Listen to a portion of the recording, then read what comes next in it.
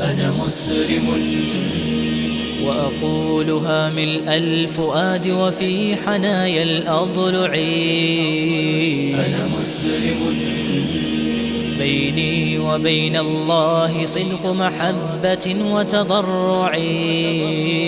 أنا مسلم ولغير ربي خالقي لم أركع. أنا مسلم وبقولها ما ذل قومي بأصقعي. أنا مسلم وسماؤنا والأرض تذكر أحمدا والشافعي. السلام عليكم ورحمة الله وبركاته. الحمد لله والصلاة والسلام على رسول الله وعلى آله وصحبه والاه. حياكم الله frères et sœurs. Bienvenue pour cette nouvelle vidéo Paul versus Jésus. Paul ou Jésus. Avant même de commencer le sujet, je vais m'adresser à mes amis chrétiens pour leur expliquer que cette vidéo n'a pas pour but de critiquer ou insulter ou manquer de respect à leur religion, mais pour informer. Comme d'habitude, j'utiliserai des preuves pour chaque mot que je prononce avec référence, Inch'Allah. Parce que j'ai remarqué, à chaque fois qu'on a un débat ou un dialogue avec les chrétiens, ils nous sortent toujours Paul. Presque jamais Jésus ou très peu. Et leur pratique religieuse se base uniquement sur ce que Paul a dit. Alors on a décidé de retracer la vie et le parcours de Paul à la lumière de l'histoire et des Écritures pour comprendre qui il est, d'où il est sorti. Dans une vidéo, l'abbé Pagès donne des leçons aux protestants en utilisant Paul, en leur promettant l'enfer s'ils ne suivent pas l'Église catholique. En dehors de la communion à l'Église catholique, hors de laquelle il n'y a pas de salut, aussi vrai que le charismatique et génial Saint Paul ne s'est pas contenté de prophétiser, chasser les démons et faire des miracles pour se croire assuré de faire la volonté de Dieu, mais qu'il a voulu être en communion avec le premier pape, de peur, dit-il, d'avoir couru pour rien. Et en effet, tout ce qui est accompli en dehors de l'obéissance à l'Église, il faudra en rendre compte comme d'œuvres perdues.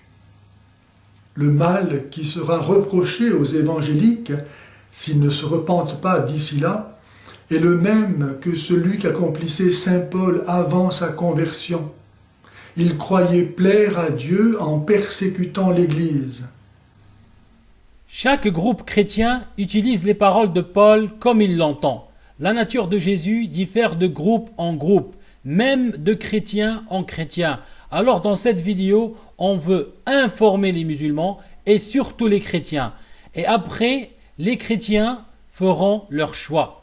S'ils acceptent toujours Paul et rejettent Jésus, ou acceptent Jésus et rejettent Paul. Maintenant, pour comprendre qui est Paul, on va procéder par étapes, Inch'Allah. On va aborder déjà qui est Paul. L'enseignement qu'il a reçu, la persécution des disciples et adeptes de Jésus, sa prétendue conversion au christianisme, la maladie qui a frappé Paul, les enseignements de Paul et ceux de Jésus, en comparant les deux enseignements. Et pour finir, à la lumière de toutes ces informations, chacun fait son choix entre Paul et Jésus. Maintenant, on va commencer avec qui est Paul. Il s'appelle Saul de son nom juif et après sa conversion au christianisme, il a pris le nom de Paul. Il serait né autour de l'an 8 et il avait un frère si on interprète ce qui suit au sens littéral. On va ouvrir la Bible dans Romains 16, 13 et il nous dit « Saluez Rufus, l'élu du Seigneur, et sa mère, qui est aussi la mienne. » Selon saint Jérôme, dans le livre Vie des hommes illustres, je vous donnerai le lien, Inch'Allah, pour que vous consultez les livres, il dit qu'il serait né en Galilée, à Gisala. Les parents de Paul étaient originaires de Giscale, province de Judée, et lorsque toute la province fut dévastée par les armées romaines et que les Juifs se sont dispersés, ils furent transportés à Tars, ville de Cilicie. Paul, tout jeune encore, suivit ses parents. Maintenant, l'enseignement qu'il a reçu, vers l'âge de 12 ans ou de 13 ans, ses parents l'envoyèrent ensuite à Jérusalem pour étudier les lois. Là, il a suivi les leçons de Gamalé, un homme très érudit. Dans Actes 22:3, il dit « Je suis juif, né à Tarse en Cilicie, mais j'ai été élevé dans cette ville-ci et instruit au pied de Gamalé dans la connaissance exacte de la loi de nos pères, étant plein de zèle pour Dieu, comme vous l'êtes tous aujourd'hui. » L'expression « au pied de Gamalé » peut aussi signifier que Paul a reçu une éducation selon les principes de ce maître pharisien. Les épîtres pauliennes donnent quelques renseignements sur lui. Romains 11:1, il nous dit « Je dis donc, Dieu a-t-il rejeté son peuple? Loin de là, car moi, je suis israélite de la postérité d'Abraham, de la tribu de Benjamin. » Dans Philippiens 3:5, il nous dit « Moi, circoncis le 8e jour, de la race d'Israël, de la tribu de Benjamin, hébreu, né d'hébreu, quant à la loi, pharisien. » Et dans Actes 21:39, il nous dit « Je suis juif, reprit Paul, de Tarse en Cilicie, citoyen d'une ville qui n'est pas sans importance. Permets-moi, je te prie, de parler au peuple. » Passons maintenant à la persécution des disciples et adeptes de Jésus par Paul. Il fit preuve d'un zèle profond pour sa religion, qui est le judaïsme enseigné selon la tradition des pharisiens, et rejoignit les rangs des persécuteurs des premiers disciples de Jésus selon les Actes des Apôtres, chapitre 6 et chapitre 7. Et il participa à cette époque-là à la lapidation d'Étienne, qui est considéré comme le premier martyr de la chrétienté. On va ouvrir la Bible sur Actes 8, 1, 2 et 3. Il nous dit « Saul avait approuvé le meurtre d'Étienne. Il y a eu ce jour-là une grande persécution contre l'église de Jérusalem, et tous, excepté les apôtres, se dispersèrent dans les contrées de la Judée et de la Samarie. La suite, des hommes pieux ensevelirent Étienne et pleurèrent à grand bruit.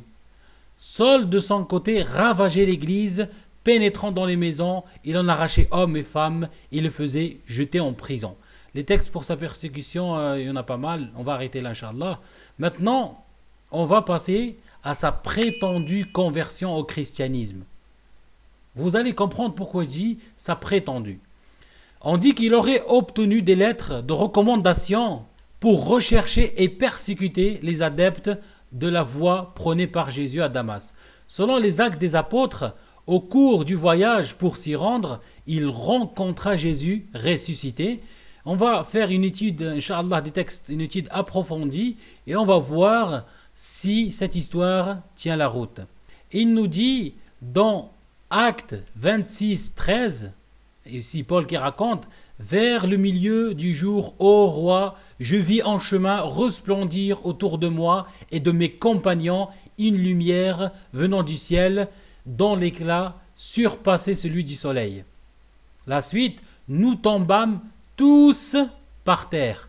Tous par terre. J'entendis une voix qui me disait en langue hébraïque, « Saul, Saul, pourquoi me persécutes-tu? Et te serait dur de regimber contre les aiguillons. » Ici, il nous dit, « Je vis en chemin resplendir autour de moi et de mes compagnons une lumière venant du ciel. » Nous tombâmes tous par terre. Ils sont tous tombés par terre en voyant cette lumière. Mais dans Actes 9, 7, on lit « Les hommes qui l'accompagnaient demeurèrent stupéfaits. Il entendit bien la voix, mais il ne voyait personne. » Ici, ça change. Ses compagnons ont entendu la voix, mais ils n'ont rien vu. Et après, il se contredit encore et nous dit dans Actes 22, 9, « Ceux qui étaient avec moi virent bien la lumière, mais ils n'entendirent pas la voix de celui qui me parlait. » Alors, ils ont vu la lumière ou non? Ils ont entendu la voix ou non? Ils sont restés stupéfaits et tombés à genoux ou quoi? On n'arrive pas à comprendre. Après, il nous dit que la voix lui a défini ce qu'il devait faire. Dans Actes 26, 16, 17 et 18, il nous dit « Mais lève-toi et tiens-toi sur tes pieds, car je te suis apparu pour t'établir ministre et témoin des choses que tu as vues et de celles pour laquelle je t'apparaîtrai. Je t'ai choisi du milieu de ce peuple et du milieu des païens vers qui je t'envoie, afin que tu leur ouvres les yeux pour qu'ils passent des ténèbres à la lumière et de la puissance de Satan à Dieu, pour qu'ils reçoivent par la foi en moi le pardon des péchés et l'héritage avec les sanctifiés. Mais dans un autre récit, c'est une autre histoire. Dans Actes 9:6, il nous dit, tremblant et saisi d'effroi, il dit, Seigneur, que veux-tu que je fasse? Et le Seigneur lui dit, lève-toi, entre dans la ville et on te dira ce que tu dois faire. Pareil dans Actes 22:10, alors je dis, que ferai-je, Seigneur? Et le Seigneur me dit, lève-toi, va à Damas, et là on te dira tout ce que tu dois faire. Alors ici, j'arrive pas à comprendre. La voix lui a dit ce qu'il devait faire, ou elle l'a envoyé à Damas pour qu'on lui dise ce qu'il devait faire. Pour résumer l'histoire, il nous raconte que ses compagnons ont vu la lumière. Après, il nous dit, non, ils n'ont pas vu la lumière, mais ils ont entendu la voix. Après, il nous dit, non, ils n'ont pas entendu la voix, mais ils ont vu la lumière. Après, il nous dit, ils sont tous tombés par terre. Il revient sur sa parole. Non, ils sont restés stupéfaits. Ensuite, il dit que la voix lui a dit ce qu'il devait faire. Et après, dans un autre récit, la voix lui a dit d'aller à Damas pour savoir quoi faire. Quelle histoire de dingue! Quelle est la vraie histoire? Affaire non élucidée.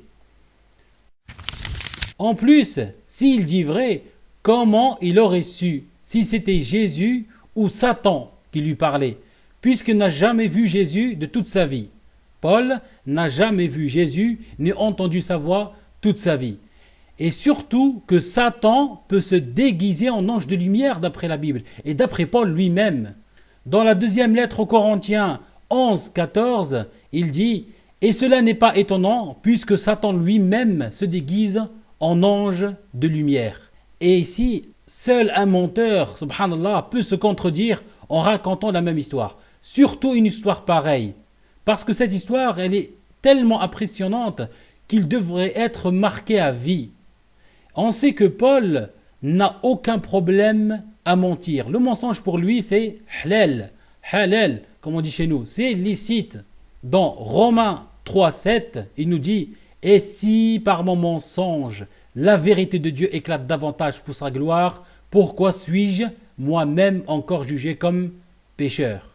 Et aussi, il aime bien jouer l'hypocrite pour arriver à ses fins. Dans la première lettre des Corinthiens 9, 20, 21 et 22, il nous dit « Avec les Juifs, j'ai été comme Juif, afin de gagner les Juifs. Avec ceux qui sont sous la loi, comme sous la loi, quoique je ne sois pas moi-même sous la loi, afin de gagner ceux qui sont sous la loi. Avec ceux qui sont sans loi, comme sans loi, quoique je ne sois point sans la loi de Dieu, étant sous la loi de Christ, afin de gagner ceux qui sont sans loi. » La suite, j'ai été faible avec les faibles afin de gagner les faibles. Je me suis fait tout à tout afin d'en sauver de toute manière quelques-uns. Dans la deuxième lettre aux Corinthiens 12:16, il nous dit « Soit je ne vous ai point été à charge, mais en homme astucieux, je vous ai pris par ruse. » Il nous révèle qu'il doute de le fait d'avoir l'Esprit Saint ou non. Dans la première lettre aux Corinthiens 7:40, il dit « Elle est plus heureuse néanmoins si elle demeure comme elle est, suivant mon avis, et moi aussi je crois avoir l'Esprit de Dieu. » Il n'est pas sûr. Et il ne parle pas selon le Seigneur, mais selon sa folie. Dans la deuxième lettre aux Corinthiens 11:17, il nous dit « Ce que je dis avec l'assurance d'avoir sujet de me glorifier, je ne le dis pas selon le Seigneur, mais comme par folie. » Il nous dit aussi dans un verset qui m'a étonné qu'il est stupide et fier de l'être. Dans la deuxième lettre aux Corinthiens 12:11, il dit, il en traduit, « J'ai été un insensé. » Dans la version arabe Van Dyck, je lis en arabe et je traduis, « Qad sirtu rabiyan wa ana aftakhir » Ça veut dire « Je suis devenu stupide et j'en suis fier ». Et dans la version American Standard Version, il dit « I am become foolish ». Foolish qui veut dire stupide. Et pour finir, il nous cite des versets en disant qu'ils sont dans l'Ancien Testament alors qu'il n'y a aucune trace. Je vais donner quelques exemples. Dans Romains 9, 25, il dit « Selon qu'il le dit dans Osée », ça veut dire dans l'Ancien Testament. « J'appellerai mon peuple celui qui n'était pas mon peuple et bien-aimé, celle qui n'était pas la bien-aimée. » Et ce verset n'existe pas du tout dans la Bible, sauf si un chrétien peut nous prouver le contraire. Comme ça, je lui présenterai mes excuses personnellement. Un autre exemple, dans Romains 9, 33, selon qu'il est écrit « Voici, je mets en Sion une pierre d'achoppement et un rocher de scandale, et celui qui croit en lui ne sera point confus. » Le texte ne dit pas ce que Paul veut lui faire dire. Voilà le vrai texte. Ésaïe 28, 16. C'est pourquoi, ainsi parle le Seigneur, l'Éternel, voici j'ai mis pour fondement en Sion une pierre éprouvée, une pierre angulaire, de prix solidement posée. Celui qui la prendra pour appui n'aura point hâte de fuir. Ou dans Ésaïe 8, 14, et il sera un sanctuaire, mais aussi une pierre d'achoppement, un rocher de scandale pour les deux maisons d'Israël, un filet et un piège pour les habitants de Jérusalem. Pourquoi Paul ne cite pas le verset comme il est? Pourquoi il nous fait un mix des deux versets et a supprimé quelques mots? Pour quelle raison? Il nous dit aussi un autre exemple que ce verset est cité dans l'Ancien Testament, et je vais finir avec cet exemple-là, Romains 10, 15. Et comment y aurait-il des prédicateurs s'ils ne sont pas envoyés? Selon qu'il est écrit dans l'Ancien Testament, qu'ils sont beaux les pieds de ceux qui annoncent la paix, de ceux qui annoncent des bonnes nouvelles. Je demande à mes chers amis chrétiens de me trouver le verset parce que moi, je ne l'ai pas trouvé. Je m'arrête là pour l'instant pour ne pas faire très long. Dans la description de la vidéo, Inch'Allah, vous aurez le document de la recherche et il y aura encore plus d'informations. J'espère que cette première partie a été bénéfique. La deuxième partie suivra bientôt, Inch'Allah. On va apprendre la maladie de Paul, les symptômes de cette maladie. Ensuite, une comparaison objective entre l'enseignement de Jésus et celui de Paul. Voilà, barakallahu fikum pour l'écoute et je vous dis à la prochaine fois, Inch'Allah. Alhamdulillah, alladhi bi ni'matihi tatimmu salihat, wa salatu wa salam ala sayyidina Muhammad wa ala alihi wa ashabihi ajma'in. Assalamu alaykum wa rahmatullahi wa barakatuh.